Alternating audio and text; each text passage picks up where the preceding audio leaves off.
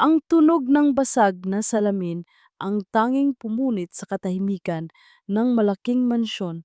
Isang malakas na sigaw ang sumunod, nagpapahayag ng isang trahedya na babago sa kanilang lahat. Nawawala si Stella de la Cruz, ang nag-iisang tagapagmana ng De La Cruz Group, at kasabay nito gumuho ang mundo ni Don Alfredo. Moy Kausukien. Pinunasan ni Gabriel Gab Reyes ang singaw sa salamin ng banyo. Ang bawat patak ng tubig na dumadaloy mula sa shower ay tila bumubulong ng pag-aalala, pagkabahala, at isang malalim na lungkot na matagal nang kumapit sa kanyang puso. Pakiramdam niya, simula nang manang mawala si Stella, parang kasama na ring nawala ang isang bahagi ng kanyang sarili. Ang dating masiglang mansyon ay tila isang malaking libingan ngayon, at siya, si Gab, ay ang tanging bantay sa alaala ng isang pamilyang unti-unting nadudurog. Muy kam syup. Stella. Aking Stella, bulong ni Don Alfredo, habang hinahaplos ni Gab ang likod ng matanda. Ang mga mata ng matanda ay blanko, lumulutang sa isang mundo ng mga alaalang hindi na niya maabot. Alzheimer. Ito ang sumpa na kumain sa isip ng kanyang ama-amahan simula nang mawala ang nag-iisang anak na si Stella. Ilang buwan na ang lumipas mula nang mawala ang dalaga matapos ang isang sinasabing aksidente, ngunit ang pagkawala niya ay nanatiling misteryo. Walang bangkay, walang tiyak na balita, tanging isang sirang kotse at mga lumang damit ang naiwan. Nandito lang po ako, Tay. Palagi po.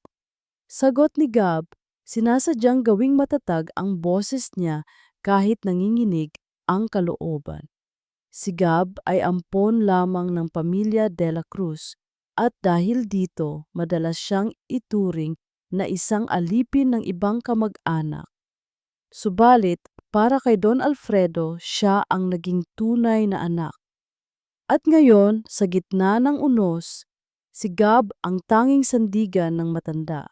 Nang gabing iyon, matapos niyang pakainin si Don Alfredo ng lugaw at painumin ng gamot, umupo siya sa tabi ng bintana, tinitingnan ang labas.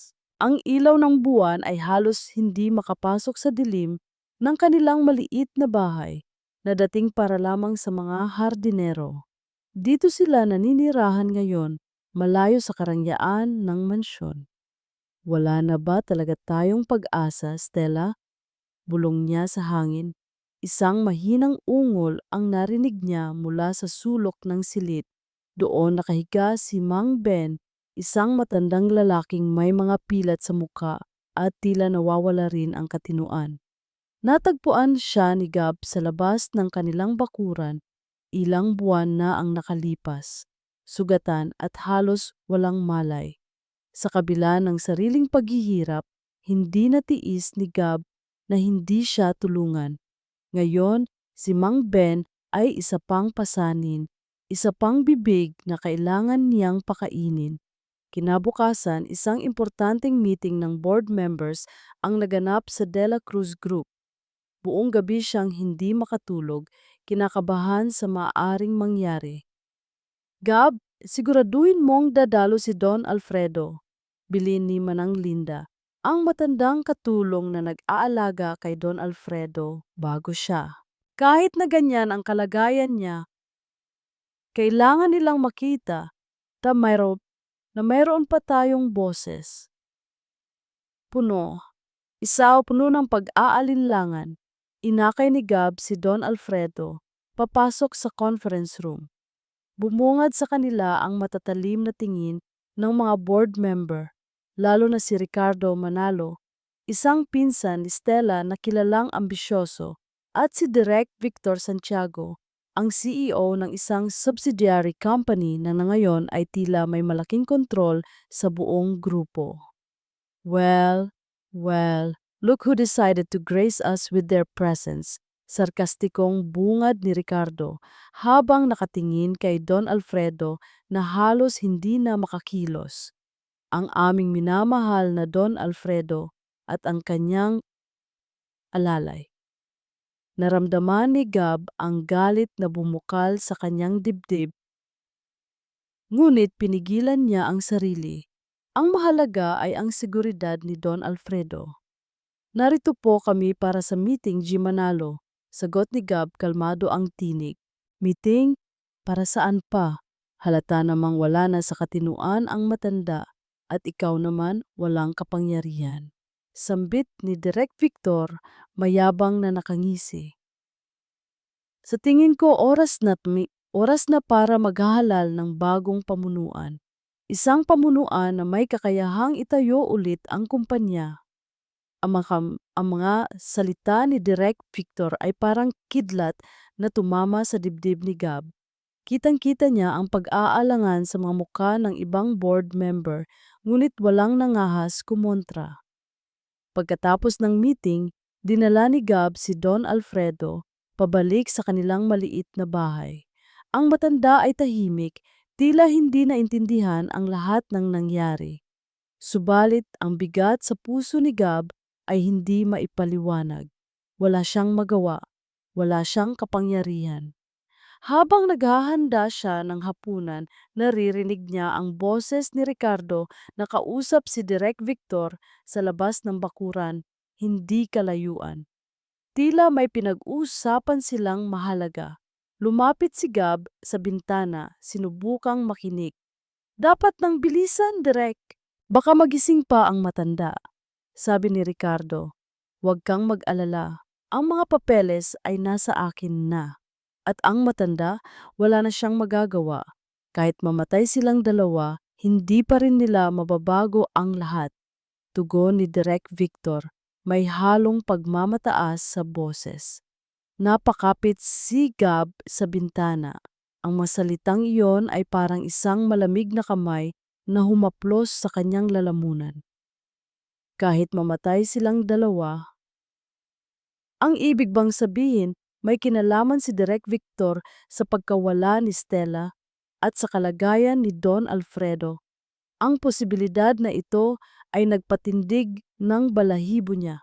Isang hindi maipaliwanag na takot ang bumalot sa kanyang buong pagkatao. Kinabukasan, hindi pa rin mawala sa isip ni Gab ang narinig niyang pag-uusap. Ang bawat salita ni Direk Victor ay tumatak sa kanyang utak, nagbigay ng isang bagong pag-aalala at isang tanong na gumugulo sa kanyang isip. Ano ba talaga ang nangyari kay Stella? Pumunta si Gab sa dating opisina ni Stella sa mansyon, umaasang makahanap ng kahit anong pahiwatig. Subalit pagdating niya, nasalubong siya ni Ricardo na may kasamang dalawang gwardya. Ano ang ginagawa mo rito, Gab? Tanong ni Ricardo, mayabang ang tono.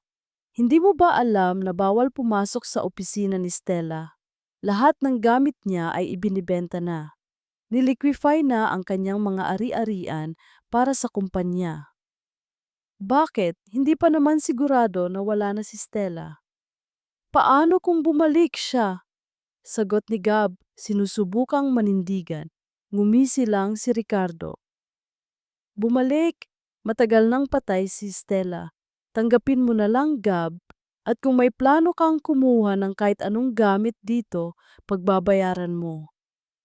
Wala nang nagawa si Gab kundi umalis. Ang galit sa kanyang puso ay lalong lumaki. Hindi siya makapaniwala sa kawalang hiyaan ni Ricardo at Direk Victor. Para sa kanila, tila wala nang halaga ang buhay ni Stella at ang kalungkutan ng kanilang pamilya. Pagbalik niya sa bahay, nakita niya si Mang Ben na nakaupo sa labas. Tahimik na nagsusulat sa lupa gamit ang isang patpat. Mga hindi maintindihang simbolo at guhit. Madalas niyang ginagawa iyon at para kay Gab, isa lang iyon sa mga kakaibang gawin ng matanda. Mang Ben, kumain na po kayo, tawag ni Gab. Tumingin si Mang Ben kay Gab.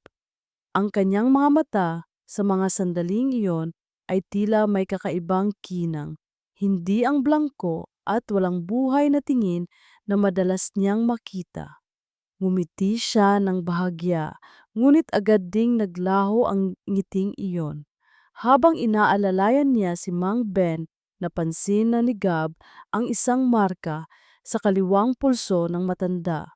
Isang mahaba at makapal na pilat na tila galing sa isang malalim na sugat. Sa sandaling iyon may isang bagay na nag-udyok sa kanya. Naalala niya ang isang lumang kwintas ni Stella na nakita niya sa isang kahon ng gamit ni Don Alfredo. Nang muli niya itong tingnan, nakasabit doon ang isang maliit na medalya na may nakaukit na larawan ng isang lalaki. Isang batang lalaki na tila may kakambal na ngiti ni Stella. At sa pulso ng lalaki sa larawan, isang pilat. Eksaktong kapareho ng pilat ni Mang Ben.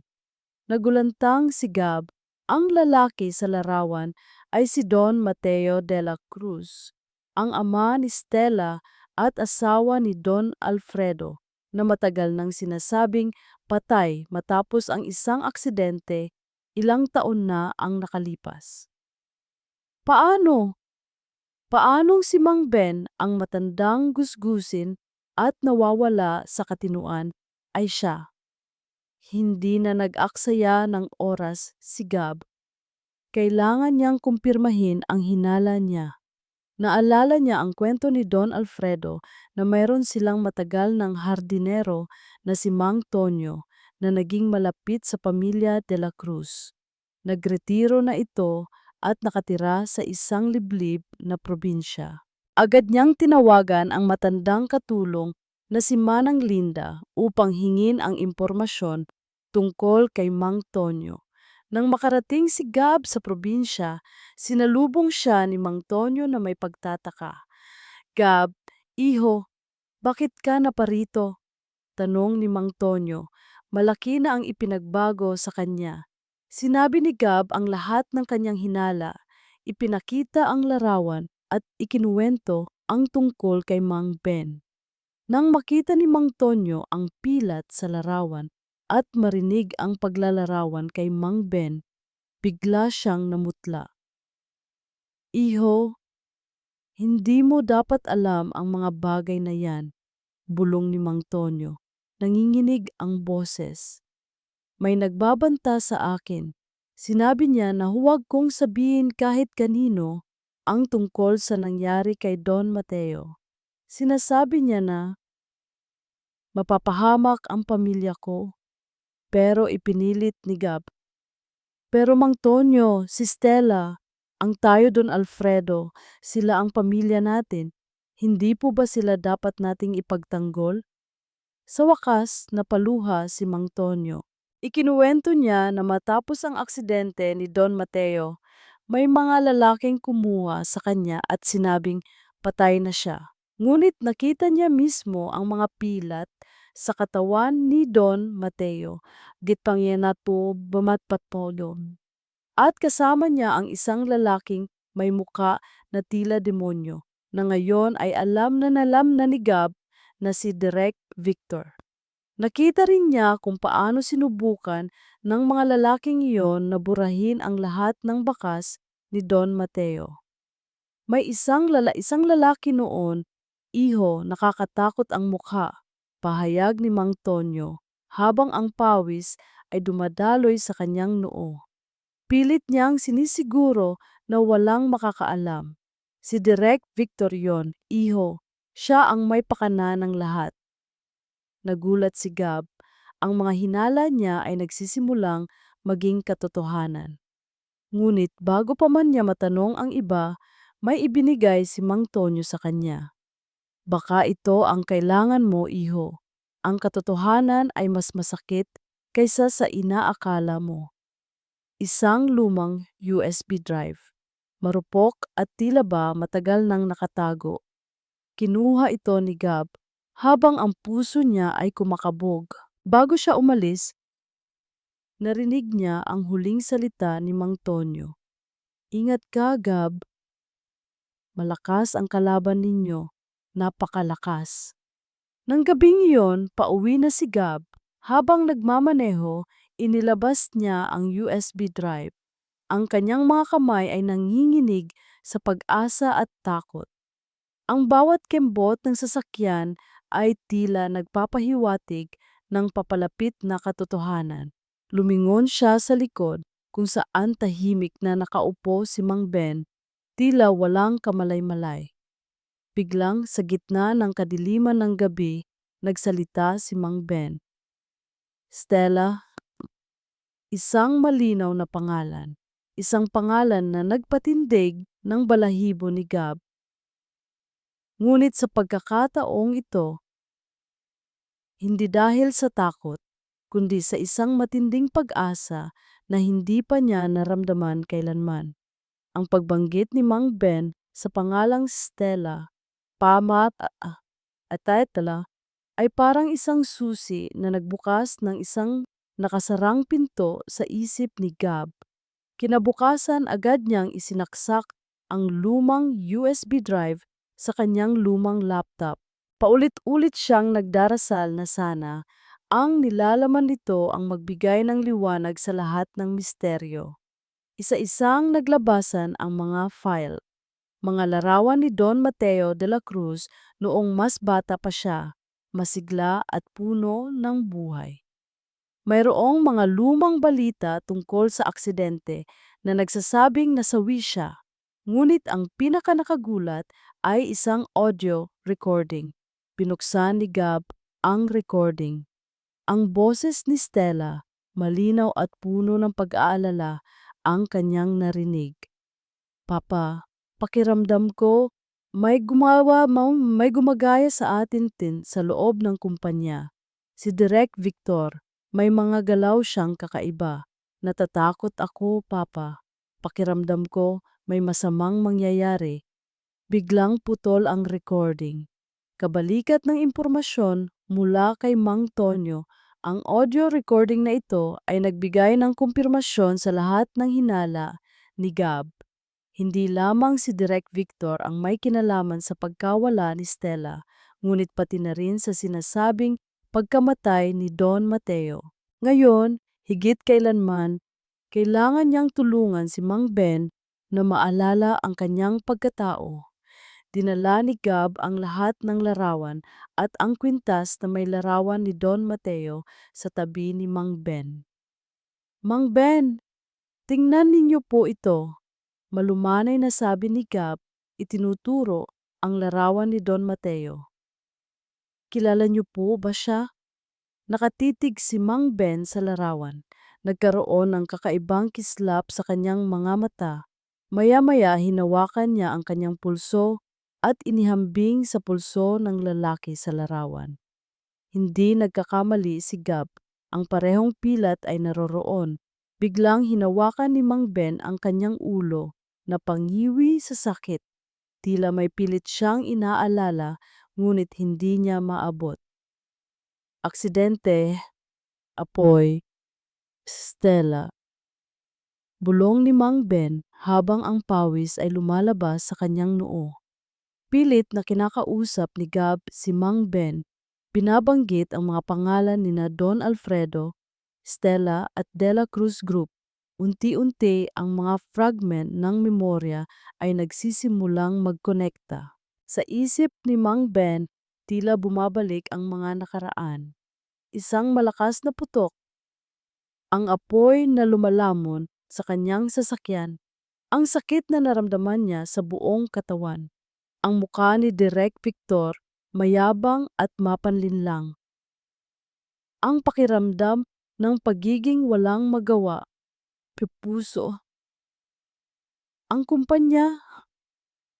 Ito ang mga salitang sinubukan kong ipahayag, ngunit tila ang aking lalamunan ay nakatali. Naaalala ko ang sakit, ang usok na pumupuno sa aking baga, ang mukha ni Victor nakangisi sa aking harapan. "Matagal ka nang wala, Teo." bulong niya. Ngayon, sa wakas, akin na ang lahat. Pilit kong iginagalaw ang aking mga kamay, subalit tila ako ay nakatali. Ang huling nakita ko ay ang pagbagsak ng isang mabigat na bagay sa aking muka. At pagkatapos, dilim. Mahabang walang katapusang dilim. Nagising ako sa isang silid na amoy disinfectant. Pilit kong iginagalaw ang aking mga kamay, ang aking mga paa. Tila wala akong maramdaman. Hinawakan ko ang aking mukha. Iba ito, hindi ko ito mukha. May benda, may tahi, may takot. Pilit kong inaalala kung sino ako, ngunit wala. Walang kahit ano. Tanging isang malalim na pagkabigo. Nasa isang bahay ako at may nag-aalaga sa akin, ngunit hindi ko kilala ang mukha niya. Pilit kong inaalala ang isang pangalan. Stella. Bulong ko. Bakit? Sino si Stella? Papa, ikaw si Papa. Umiiyak na sambit ni Gab. Habang hinahawakan ang kamay ni Mang Ben. Sa wakas, ang mga mata ni Mang Ben ay nagkaroon ng tunay na buhay. Tiningnan niya si Gab, pagkatapos ay ang larawan. Isang luha ang dumaloy sa kanyang pisngi, hindi dahil sa sakit, kundi dahil sa pagkilala. Ako, si Mateo, Don Mateo de la Cruz. Hirap ngunit malinaw na sabi ni Don Mateo. Ang kanyang tinig ay tila lumabas mula sa isang mahabang pagkakatulog. Ikaw, ikaw si Gab, ang anak ko. Niyakap ni Gab ang kanyang ama-amahan. Ngayon, hindi na si Mang Ben ang kanyang kausap, kundi si Don Mateo, ang tunay na pinuno ng pamilya de la Cruz. Gab, kailangan nating hanapin si Stella. Alam kong buhay pa siya. Pinilit akong patayin ni Victor at si Stella. Nakita niya ako bago mangyari ang aksidente. May nalaman siya. Ang mga salita ni Don Mateo ay parang isang malakas na busina na nagpabalik sa katinuan ni Gab. Ito ang simula, ang tunay na simula ng kanilang laban. Papa, tutulungan ko po kayo. Babawiin natin ang lahat at hahanapin natin si Stella. Sabi ni Gab, puno ng determinasyon. Nagkatitigan sila ni Don Mateo, ang ama at anak na pinaghiwalay ng masamang balakin. Ngayon, muli silang nagkasama at handang harapin ang sinumang hahadlang sa kanilang paghahanap sa katotohanan.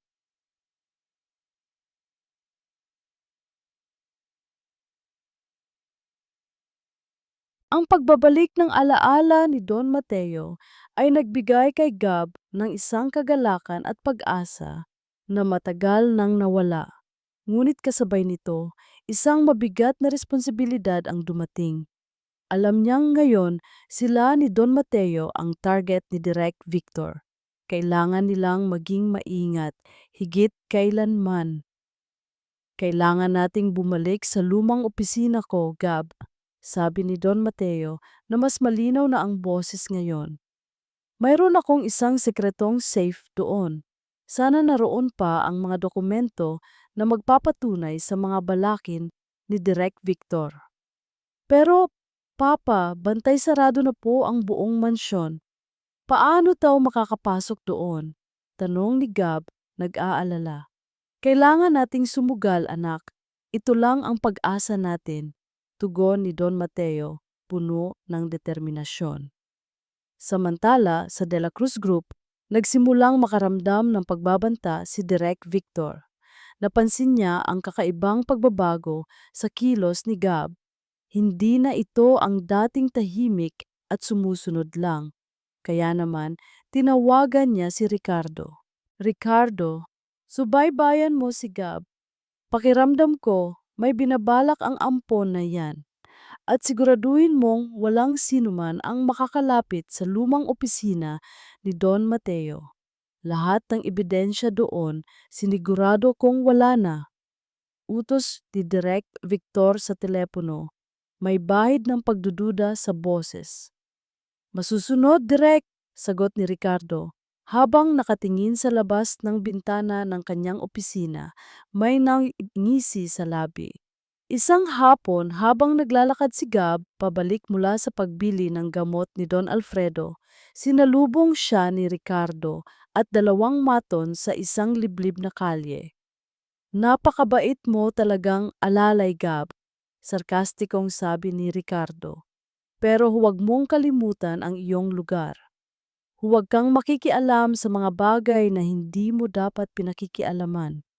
Kung ayaw mong mapahamak ang matandang inaalagaan mo, wala akong ginagawang masama. Inaalagaan ko lang ang tayo ko. Matigas na sagot ni Gab. Sa kauna-unahang pagkakataon ay lumaban ang kanyang tingin. Napangisi si Ricardo. Talaga? May naririnig akong mga bulong-bulungan na tila gumagaling na ang matanda. Hindi kaya may koneksyon doon ang iyong pagiging sipsip? Bago pa man makasagot si Gab, sinuntok siya ng isa sa mga maton. Tumumba si Gab, ngunit sa halip na sumuko, bumangon siya. Hindi ninyo ako mapipigilan. Tandaan mo yan, Gab, ito ay babala lamang. Banta ni Ricardo bago umalis kasama ang kanyang mga tauhan. Iniwan si Gab na duguan at puro pasa. Kahit masakit ang katawan, hindi sumuko si Gab. Pinagaling niya ang kanyang mga sugat at ipinaliwanag kay Don Mateo ang nangyari. Nagdesisyon sila, kailangan nilang kumilos sa gabing iyon. Malalim na ang gabi nang lihim silang pumasok sa bakuran ng mansyon. Lumihis sila sa mga ilaw ng seguridad, dahan-dahang gumapang sa madilim na pasilyo patungo sa opisina ni Don Mateo. Ang bawat hakbang ay puno ng kaba. Tila bawat kaluskos ay maaaring magbunyag sa kanila. Sa wakas, nakarating sila sa pinto ng opisina. Matapos buksan ito ni Don Mateo, gamit ang isang lumang susi na nakatago sa ilalim ng isang paso, pumasok sila sa loob. Diretso si Don Mateo sa likod ng malaking painting sa dingding. Mayroon doong isang nakatagong safe. Pinasok niya ang pinaghalo-halo niyang password, ang petsa ng kaarawan ni Stella, anibersaryo nila ni Don Alfredo, at ang petsa ng pagkakatatag ng kumpanya. Nang bumukas ang pinto ng safe, parehong nanlumo, sina Gab at Don Mateo. Walang laman. Ang lahat ng kanilang pag-asa ay tila nawala sa isang iglap. Ang mga mukha nila ay puno ng pagkabigo at galit. Nagtagumpay si Direk Victor. Ngunit bago pa man sila tuluyang mawala ng pag-asa, biglang bumukas ang pinto ng opisina. Isang matangkad na anino ang nakatayo doon. Napapitlag sila, handa sa anumang mangyayari. Ang matangkad na anino sa pintuan ay hindi ang inaasahan ni Gab at Don Mateo. Hindi ito si Ricardo o si Direk Victor o sinumang kalaban. Ito ay si Mang Jose, ang matandang head guard na matagal nang nagtatrabaho para sa pamilya de la Cruz. May hawak siyang isang maliit na bag na may lamang mga papeles at isang lumang cellphone. Mang Jose! Bulong ni Gab, halos hindi makapaniwala. Pasensya na po, Don Mateo, Gab, sabi ni Mang Jose, habang tinitingnan ang walang laman na safe.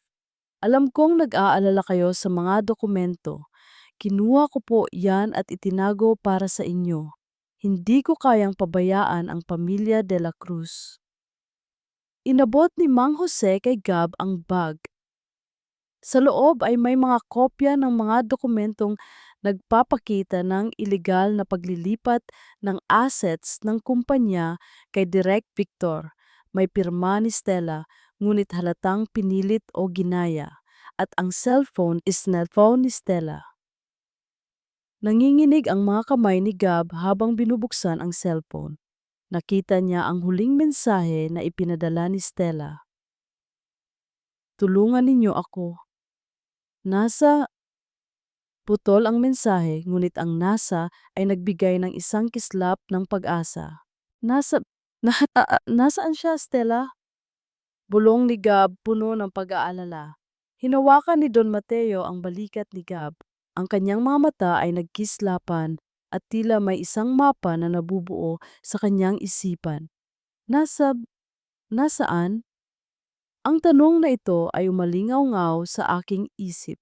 At kasabay nito, isang lugar ang luminaw, isang lumang bahay sa labas ng syudad. Ang bahay bakasyonan ng pamilya na matagal nang hindi ginagamit. Naaalala ko ang bahay na iyon. Ang bahay na iyon, ito rin ang lugar kung saan ako kinulong matapos ang aking aksidente.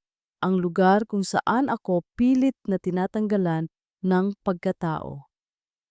Ang ang mga alaala ay dumaloy, parang ilog na matagal nang natuyo at ngayon ay muling bumabaha. Si Victor, ang kanyang nakakakilabot na ngisi. "Wala ka nang matandaan, Teo," bulong niya habang tinuturok ako ng karayom. "Wala ka nang pamilya, wala ka nang pangalan."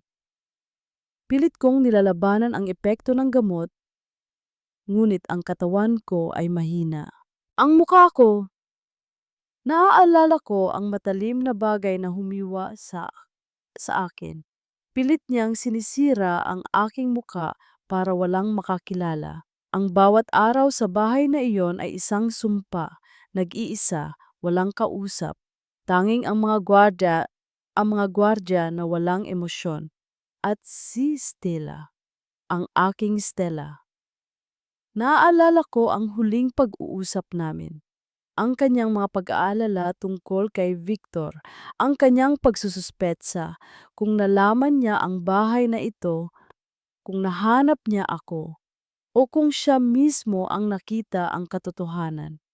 Ibig sabihin, alam ni Victor ang lahat, at baka siya ang nandoon ngayon. Ang galit ay bumalik, isang galit na matagal nang nakalimutan, ngayon ay muling nagliliyab. Si Victor, babayaran niya ang lahat. Alam ko kung nasaan siya, Gab, sabi ni Don Mateo, na puno ng matinding galit at determinasyon. Ang lumang bahay bakasyonan natin sa labas ng syudad. Doon ako kinulong ni Victor matapos ang aksidente. Doon din niya malamang kinulong si Stella. Sinabi ni Don Mateo ang eksaktong lokasyon. Agad silang nagpasya na puntahan yon kasama si Mang Jose. "Kailangan nating mag-ingat," paalala ni Mang Jose. "Siguradong may bantay doon." Nang makarating sila sa liblib na lugar, totoo nga ang sinabi ni Mang Jose. Ang lumang bahay na dating puno ng masasayang alaala ay ngayon ay napapalibutan ng mga gwardya. May mga nakatayo sa labas at mayroon ding mga nagbabantay sa mga bintana. Lihim silang nagtago sa likod ng malalaking puno. Tinitignan ang bawat galaw ng mga gwardya. Ang puso ni Gab ay kumakabog. Malapit na sila. Napakalapit na nila kay Stella. Biglang sa isang bintana sa itaas na palapag, may nakita si Don Mateo, isang anino ng babae. Payat, mahaba ang buhok, tila malungkot na nakatingin sa labas. "Si Stella," bulong ni Don Mateo, habang ang mga luha ay nagsisimulang dumaloy sa kanyang mga mata. "Anak ko." Ang anino ay gumalaw, tila napansin ang isang bagay. Ang galit at determinasyon ay lalong lumaki sa puso ni Don Mateo. Hindi na siya Mang Ben. Siya si Don Mateo de la Cruz at babawiin niya ang kanyang pamilya. Habang nagpaplano sila kung paano makapasok, isang ingay ng papalapit na sasakyan ang narinig nila mula sa malayo. Lumakas ang tunog.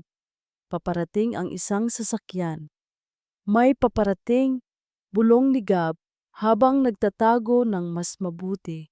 Ang ilaw ng headlight ay luminaw at nakita nila ang pamilyar na itim na kotse ni Direk Victor. Ang itim na kotse ni Direk Victor ay huminto sa tapat ng lumang bahay. Nagtago sina Gab, Don Mateo at Mang Jose sa likod ng malalaking dahon ng mga halaman. Nagkakatinginan sila, puno ng kaba at pag-aalala. Ito na. Haharapin na nila ang halimaw. Bumaba si Direk Victor mula sa kotse, may ngisi sa labi. Kasama niya si Ricardo, na tila lalong lumaki ang pagmamayabang. Pareho silang pumasok sa loob ng bahay. Pinilit ni Nagab na makalapit ng kaunti, sapat para marinig ang mga nagaganap sa loob. Isang tinig ng babae ang narinig nila, mahina, nanginginig, ngunit pamilyar. Si Stella. Hindi mo ako pwedeng gawing ganito, Victor. Wala akong ginawang masama sa iyo. Sigaw ni Stella, puno ng sakit at pagod. Narinig ni Gab ang malakas na tawa ni Direk Victor. Wala! Matagal ka ng sagabal, Stella. Ikaw at ang matanda mong ama, akala mo ba hindi ko nakikita ang mga pagdududa mo? Ang paghahanap mo sa katotohanan? Lumakas ang boses ni Direk Victor, mayabang at walang awa. Wala ka nang magagawa. Naipirma mo na ang lahat ng kailangan ko. Ang De La Cruz Group ay akin na. Ang matanda mong ama, si Mateo, matagal ko nang pinaslang. At ikaw ang susunod. Ang aksidente mo, sinadya ko yon. Ang kaguluhan sa kumpanya, plano ko yon. At ngayon, wala nang makakapigil sa akin. Para itong matatalim na kutsilyo na sumaksak sa puso ni Gab. Ang bawat salita ni Direk Victor ay nagpatunay sa kanyang pinakamasamang takot. Si Stella ay totoong nasa bingit ng panganib at ang lahat ng trahedya sa kanilang pamilya ay gawa-gawa lang ng isang taong uhaw sa kapangyarihan. Hindi makagalaw si Gab, nanigas siya sa kinatatayuan, tila ba naubusan ng lakas. Ang pag-asa na naramdaman niya kanina ay unti-unting napalitan ng isang sukdulang kawalan ng pag-asa. Paano nila lalabanan ang isang taong napakayaman at napakapangyarihan na kayang gumawa ng ganito kalaking kasamaan? Sa tabi niya, nanginginig si Don Mateo sa matinding galit. Pilit niyang gustong bumangon at sumugod sa loob. Ngunit mahigpit siyang pinigilan ni Mang Jose. Ang kanyang mga mata ay nagliliyab sa puot, ngunit alam niyang wala siyang magagawa sa kalagayan niya. Ilang sandali pa, lumabas si Direk Victor mula sa bahay kasama si Ricardo. Nagbubulungan sila. Sinigurado mo bang walang makakaistorbo sa atin dito? Tanong ni Direk Victor kay Ricardo. Opo, Direk. Maliban sa ampon na si Gab at ang matandang baliw, wala nang iba ang nagmamalasakit sa pamilya de la Cruz. Sagot ni Ricardo, mayabang. Mabuti, siguraduhin mong walang makakalabas at walang makakapasok. Babalik ako bukas para tapusin ang lahat. Utos ni Direk Victor bago sumakay sa kanyang kotse at umalis. Iniwan ni Ricardo ang dalawang gwardya sa labas at siya mismo ang nagbantay sa loob, tinitiyak na walang makakatakas. Naiwan sina Gab at Don Mateo sa dilim, nagtatago sa ilalim ng mga halaman. Ang imamamibimga ang mga salita ni Direk Victor ay patuloy na umalingaw-ngaw sa kanilang mga tenga. Si Stella, hawak-hawak niya ang lahat ng ebidensya na ipirma na, ang lahat ng kanilang pag-asa tila nawala. Tumingin si Gab kay Don Mateo, ang kanyang mukha ay puno ng pagkabigo at kalungkutan. Pareho silang walang magawa. Ang kalaban ay napakalakas. Ang kapalaran nila ay tila selyado na. Biglang, dahan-dahang lumingon si Ricardo sa kanilang direksyon. Nagkatitigan sila ni Gab. Isang nangisi ang unti-unting lumabas sa labi ni Ricardo, isang nangising puno ng panlilinlang at pagtatagumpay. Alam niya, alam niyang nandoon sila. Nanigas sa kinatatayuan si Gab nang makita ang ngisi ni Ricardo. Ngunit sa halip na sumugod si Ricardo, naglakad lang ito papasok sa bahay. Tila nagtatago ng isang masamang lihim. Hindi sila nakita. Ito ay isang paalala na kahit sa pinakamadilim na sandali, mayroon pa ring pagkakataong makahanap ng pag-asa. Dahan-dahang lumabas sina Gab at Don Mateo mula sa kanilang pinagtataguan. Ang kanilang mga muka ay puno ng pagkabahala, ngunit mayroon ding determinasyon. Kailangan nilang kumilos bago pa huli ang lahat. Biglang may kumaluskos mula sa likuran nila. Lumingon sila handa sa anumang mangyayari, ngunit ito ay si Mang Jose. May kasama siyang 2 tao, nakasuot ng ordinaryong damit, ngunit may tatak ng pulis sa gilid. Don Mateo, Gab, ito si Kapitan Reyes. Nakausap ko siya at handa siyang tumulong, bulong ni Mang Jose. Ang pagdating ng pulis ay parang isang liwanag sa dilim. Nagkaroon ng pag-asa. Si Kapitan Reyes, isang matikas na pulis, ay lumapit sa kanila. Nakuha namin ang impormasyon mula kay Mang Jose. Handa kaming tulungan kayo. Ngunit kailangan natin ng tiyak na plano. Ikinuwento ni Gab at Don Mateo ang lahat ng kanilang nalalaman. Ang mga ebidensya mula sa USB, ang mga pag-uusap na narinig nila, at ang pagkakakulong ni Stella sa loob ng bahay. Si Kapitan Reyes ay nakinig ng mabuti. Hindi ito madali, sabi ni Kapitan Reyes. Malakas si Direk Victor. Maraming koneksyon. Ngunit ang batas ay batas. Kailangan natin ng sapat na ebidensya upang mahuli siya. Isang plano ang binuo. Si Gab, Don Mateo at Mang Jose ay magsisilbing gabay at magbibigay ng impormasyon, habang si Kapitan Reyes at ang kanyang mga tauhan ang magsasagawa ng operasyon. Nagpadala si Don Mateo ng isang kagyat na sulat sa mga matatandang miyembro ng board ng De La Cruz Group. Ipinapahayag ang kanyang pagbabalik at ang tunay na balaki ni Direk Victor. Sa loob ng bahay, patuloy ang paghihirap ni Stella. Nakita niya si Ricardo na nagbabantay, may hawak na telepono. Alam niyang ito na ang huling pagtitiis. Nagpakawala siya ng malakas na sigaw, sinusubukang makakuha ng atensyon. Ricardo, bitawan mo ako! Hindi ko ito ginusto! Sigaw ni Stella habang pilit na kinakalaban ang hawak ni Ricardo. Tumahimik ka, Stella. Wala ka nang magagawa, sagot ni Ricardo habang pilit siyang kinakaladkad. Sa labas, ang operasyon ay nagsimula na. Dahan-dahang lumapit ang mga pulis, pinaghihiwalay ang mga gwardya. Sina Gab at Don Mateo ang unang pumasok sa loob.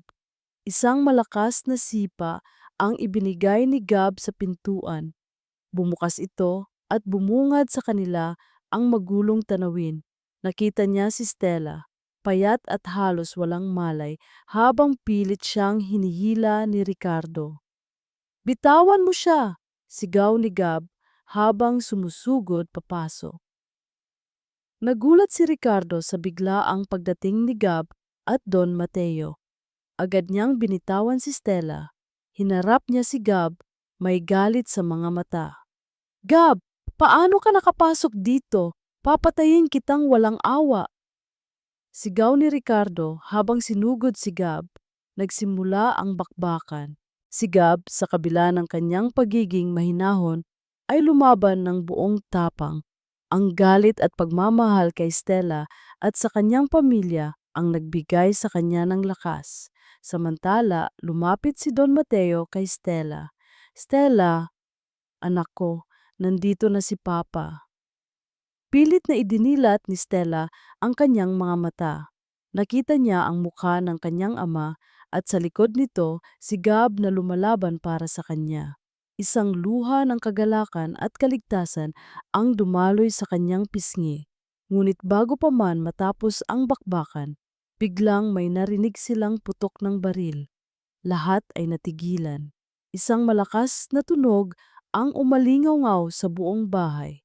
Nanggaling ito sa pintuan. Bumalik si Direk Victor.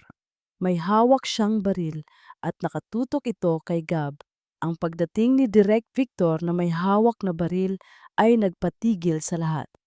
Ang tunog ng putok ay umalingaw sa buong bahay, ngunit walang nasaktan. Nakatarget ang baril kay Gab na ngayon ay nakatayo sa pagitan ni Direk Victor at ng halos walang malay na si Stella.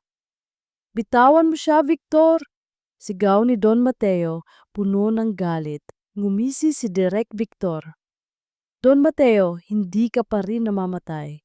At si Stella, hindi mo na siya maibabalik. Ang lahat ng ito ay tapos na. Lahat ng pag-aari ng De La Cruz ay akin na." "Hindi ka magtatagumpay, Victor!" Sigaw ni Gab habang pilit na pinoprotektahan si Stella. Naghanda si Direk Victor na iputok muli ang baril. Ngunit bago pa man niya ito magawa, biglang may sumabog sa pinto. Isang pangkat ng mga pulis, pinamumunuan ni Kapitan Reyes, ang sumugod papasok. "Direk Victor Santiago, arestado ka sa kasong kidnapping, attempted murder at fraud." Sigaw ni Kapitan Reyes. Nagulat si Direk Victor. Sinubukan niyang lumaban, ngunit agad siyang kinulong ng mga pulis. Ganito rin ang nangyari kay Ricardo, na pilit na tumatakas ngunit agad nahuli ng mga tauhan ni Kapitan Reyes. Nagsimula ang kaguluhan. Ang mga pulis ay nagkakalat sa bahay, sinisiguro na walang makakatakas at walang makakapagbura ng mga ebidensya. Sa gitna ng lahat ng ito, lumapit si Don Mateo kay Stella. Ang kanyang mukha ay puno ng pagmamahal at pag-aalala. "Stella, anak ko, nandito na si Papa," sabi ni Don Mateo habang dahan-dahang hinahaplos ang buhok ng dalaga. Pilit na idinilat ni Stella ang kanyang mga mata. Nakita niya ang mukha ng kanyang ama at sa likod nito si Gab na lumapit sa kanila. Ang mga luha ay nagsimulang dumaloy sa kanyang mga mata, hindi dahil sa sakit, kundi dahil sa matinding kaligayahan. "Papa, Gab, buhay kayo!" Bulong ni Stella, halos hindi marinig. Niyakap ni Don Mateo ang kanyang anak, habang si Gab naman ay hinawakan ang kamay ni Stella. Isang masakit ngunit masarap na pakiramdam ang bumalot sa kanilang lahat. Sa wakas, magkasama na silang muli. Dali-dali nilang dinala si Stella sa ospital. Pagkatapos nito, nagmadali sina Gab at Don Mateo pabalik sa mansyon. Naghanda sila para sa isang press conference na inorganisa ni Kapitan Reyes. Kinabukasan, punong-puno ng media ang hall ng De La Cruz Group. Nakatayo sa harapan si Don Mateo, sa tabi niya si Gab. Nasa loob ng kotse si Don Alfredo, habang si Stella ay nagpapagaling pa sa ospital. "Ako si Don Mateo de la Cruz, ang CEO at founder ng De La Cruz Group." Nagsimulang magsalita si Don Mateo. May matatag na tinig. "Matagal akong nawala, ngunit ngayon ay bumalik ako upang ilantad ang katotohanan. Ang lahat ng trahedya na nangyari sa aming pamilya ay gawa-gawa lamang ni Direk Victor Santiago at Ricardo Manalo." Isang bombang balita. Nagkagulo ang mga mamamahayag, ngunit ipinagpatuloy ni Don Mateo ang kanyang pahayag. Ibinunyag niya ang lahat ng ebidensya. Ang mga dokumentong pinirmahan ni Stella sa ilalim ng pananakot, ang mga ilegal na transaksyon at ang kanyang sariling kwento ng pagdukot at pagpapahirap. Ipinakita rin niya ang mga larawan ni Mang Ben, ang kanyang dating sarili, at ang mga pilat sa kanyang mukha Nagawa ng pagtatangka ni Direk Victor na burahin ang kanyang pagkakakilanlan. Si Gab ay tumayo sa tabi niya, matatag, at nagbigay ng kanyang patotoo. Habang nagaganap ang press conference, nasa bahay si Don Alfredo. Pinanood niya ang live broadcast sa telebisyon. Hindi niya gaanong maintindihan ang lahat, ngunit nakita niya ang mukha ni Stella sa isang video clip na ipinakita. "Stella, anak ko!" Bulong ni Don Alfredo habang ang mga luha ay nagsisimulang dumadumaloy sa kanyang mga mata. Sa kauna-unahang pagkakataon mula nang mawala si Stella, tinawag niya ng malinaw ang pangalan ng kanyang anak, puno ng pagkilala at kaligayahan. Ang ngamangmong nito ang mga katulong ay nagulat.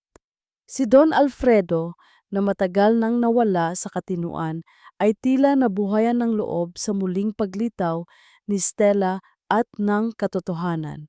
Ang buong Pilipinas ay nag-ulantang sa mga revelasyon. Ang De La Cruz Group, na matagal nang pinaniwalaang nasa bingit ng pagbagsak, ay muling bumangon. Si Direk Victor Santiago at Ricardo Manalo ay nahaharap sa napakaraming kaso. Sa ospital, pinanood ni Stella ang balita. Ang kanyang mga mata ay puno ng pasasalamat habang nakatingin kay Gab sa telebisyon. "Salamat, Gab. Ikaw ang nagligtas sa aming lahat. Hindi ko alam kung paano kita babayaran." Bulong ni Stella, habang ang isang matamis na ngiti ay unti-unting lumabas sa kanyang labi. Dahan-dahang gumagaling si Stella.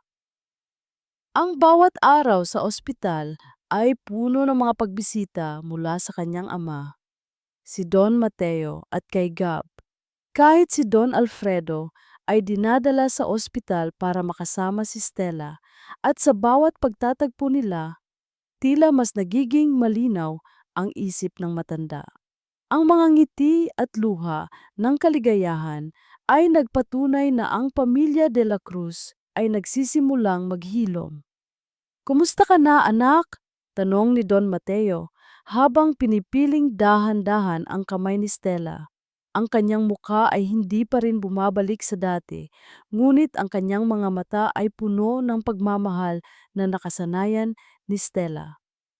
"Mas mabuti na po, Papa," sagot ni Stella habang nakatingin sa kanyang ama at kay Gab na nakaupo sa tabi niya.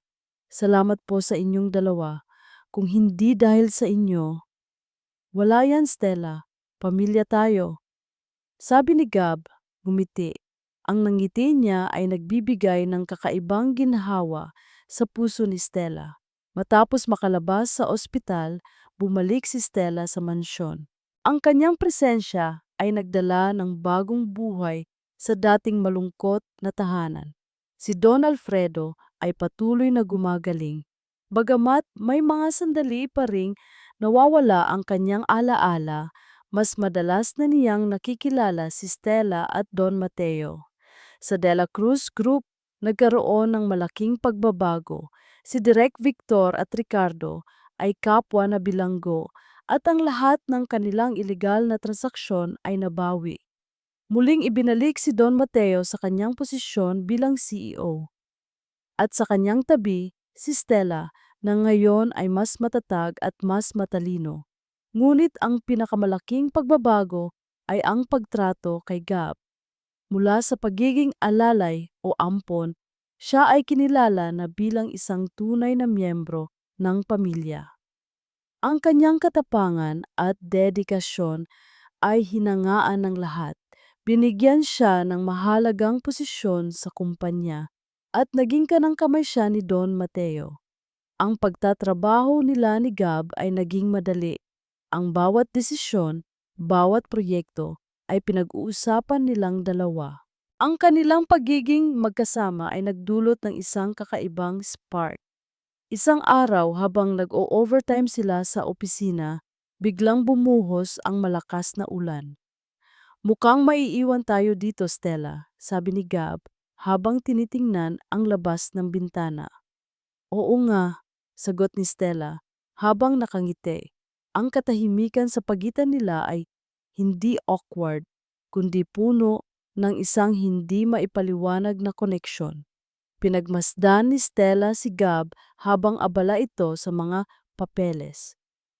Ang kanyang pagiging simple, ang kanyang busilak na puso, ang kanyang katapangan, lahat ng iyon ay unti-unting pumupuno sa puso ni Stella. Nagsisimula siyang makaramdam ng isang bagay na higit pa sa pasasalamat o paggalang. Biglang lumingon si Gab. Nagtama ang kanilang mga mata, isang mahabang sandali ng katahimikan, puno ng mga hindi binibigkas na salita. Stella, okay ka lang? Tanong ni Gab, may bahid ng pag-aalala sa boses. Oo, okay lang ako, sagot ni Stella habang nag-iwas ng tingin. Ngunit ang kanyang pisngi ay namumula. Matapos ang trabaho, inalok ni Gab si Stella na ihatid pa uwi. Sa kotse, habang ang ulan ay patuloy na bumubuhos, isang bagong kanta sa radyo ang tumutugtog tungkol sa pag-ibig na walang katapusan. Gab, nagsimulang magsalita si Stella, ngunit nag-aalangan siya. Hmm, salamat ulit. Hindi ko alam kung ano ang gagawin ko kung wala ka, sabi ni Stella habang nakatingin sa labas ng bintana. Hinawakan ni Gab ang kamay ni Stella, isang malumanay na paghawak, puno ng pagmamahal. Stella, huwag mong sabihin yan. Para sa akin, ikaw, si Papa Mateo, at si Tayo Don Alfredo, kayo ang pamilya ko, sabi ni Gab. At gagawin ko ang lahat para sa pamilya ko. Ngumiti si Stella. Ang puso niya ay kumakabog. Alam niyang mahal niya si Gab. Ngunit may isang takot na pumipigil sa kanya. Ang kanilang pagkakaiba sa estado sa buhay. Siya ang anak ng may-ari ng De La Cruz Group at si Gab ay dating ampon na lumaki sa kahirapan. Ano ang sasabihin ng ibang tao? Nang gabing iyon, habang nakatayo sa balkonahe ng kanyang silid, tinitingnan ni Stella ang buwan. Ang pagmamahal niya kay Gab ay malinaw. Ngunit, ngunit kasabay nito, isang alalahanin ang bumagabag sa kanyang isip. Pero Gab, hindi tayo pwede. Maraming hahadlang. Bulong ni Stella sa hangin habang ang isang butil ng luha ay dumaloy sa kanyang pisngi.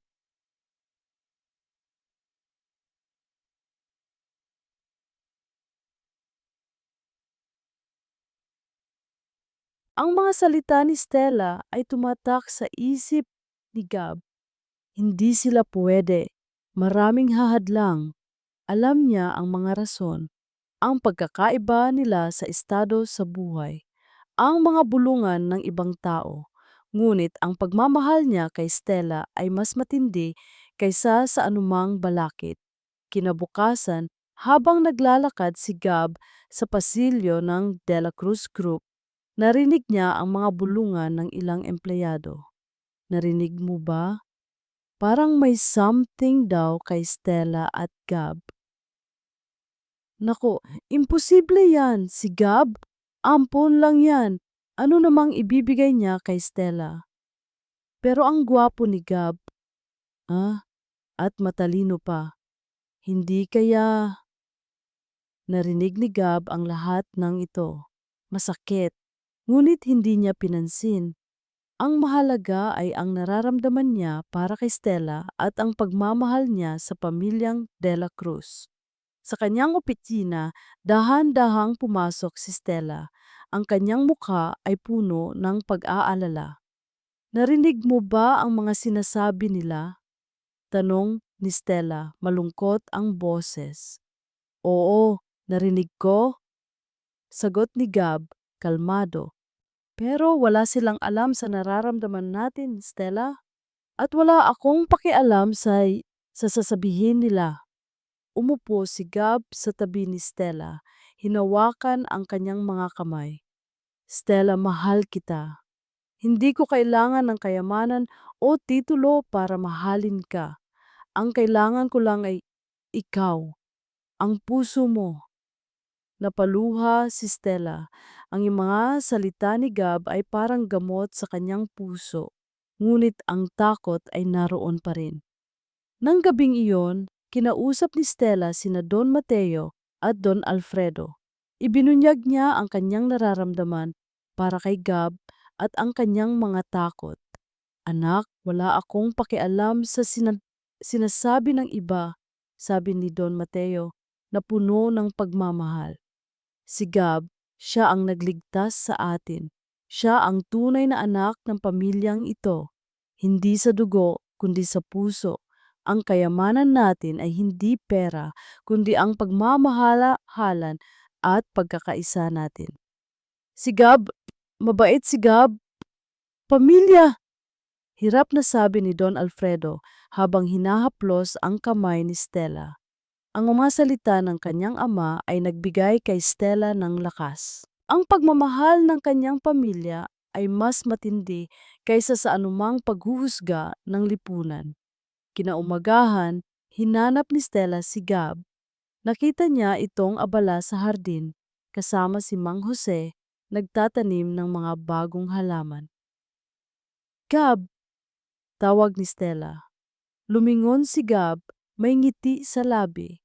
Hindi ko naiisipin ang sasabihin ng iba, sabi ni Stella habang lumalapit kay Gab. Mahal kita, Gab, at handa akong harapin ang lahat ng balakid, basta't kasama kita. Isang matamis na ngiti ang sumilay sa labi ni Gab. Niyakap niya si Stella ng mahigpit. Mahal din kita, Stella, at hindi kita iiwan. Ilang buwan ang lumipas. Ang De La Cruz Group ay muling naging matatag at mas naging matagumpay sa pamumuno ni na Don Mateo at Stella. Sa tulong ni Gab, si Direk Victor at Ricardo ay nasa likod ng rehas. Pinagbabayaran ang kanilang mga kasalanan. Si Don Alfredo ay patuloy na gumagaling at sa kanyang mga sandaling maliwanag, siya ay puno ng kaligayahan. Isang simpleng seremonya ang naganap sa malawak na hardin ng mansyon ng De La Cruz. Walang bonggang pagdiriwang, walang maraming bisita. Tanging ang mga taong tunay na nagmamahal sa kanila. Sina Don Mateo, Don Alfredo, Mang Jose, at Manang Linda. Nakatayo si Stella sa harap ni Gab, nakasuot ng simpleng puting bestida. Ang kanyang mga mata ay nagniningning sa kaligayahan. Si Gab, nakasuot ng barong Tagalog, ay matikas at puno ng pagmamahal. Gab, tinatanggap kita bilang asawa ko sa hirap at ginhawa, sa sakit at kalusugan hanggang sa huling hininga ko, sabi ni Stella, habang hawak ang kamay ni Gab. Stella, tinatanggap kita bilang asawa ko at ipinapangako kong mamahalin at poprotektahan kita sa lahat ng oras. Ikaw ang aking yaman, ang aking tunay na pag-ibig, tugon ni Gab, habang may ngiti sa kanyang mga labi. Nang maghalikan sila, tila bumuhos ang liwanag ng araw sa hardin. Ang lahat ng paghihirap, ang lahat ng pagdududa ay naglaho. Sa isang sulok, nakaupo si Don Mateo at Don Alfredo. Nakatingin sila sa masayang mag-asawa. Ngumiti si Don Mateo. Alam niyang ang tunay na yaman ng pamilya De La Cruz ay hindi ang kanilang pera, kundi ang pagmamahalan at pagkakaisa na muling nabuo. Si Gab, ang dating ampon, ay naging haligi ng kanilang pamilya at ang kanyang pag-ibig kay Stella ay nagpatunay na ang tunay na pagmamahal ay walang pinipiling estado o katayuan. Ang pamilya De La Cruz ay hindi lamang muling bumangon, kundi natagpuan din ang pinakamahalagang kayamanan, ang tunay na pag-ibig at walang hanggang pamilya.